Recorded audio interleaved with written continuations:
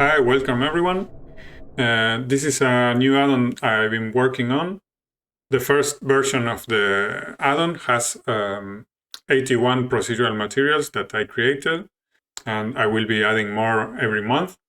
The add-on is pretty simple to use. You just install it and you will have a menu on the end panel where you can see the different categories and select your material, select your object, and press the button to assign.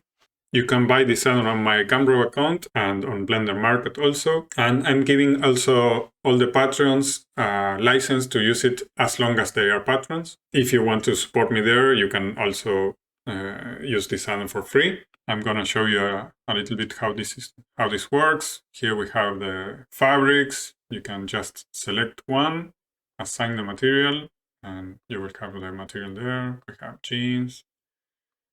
Have different leathers, patterns. I'm going to add these ones later. This is a chainmail material. I have different versions. Here we can see some metals. We have a smart metal also.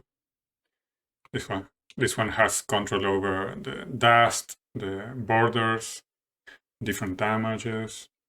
We have rust. Now I was working on this kind of floor. Everything is procedural and it has controls to create different. Okay, thanks for watching and see you in the next video.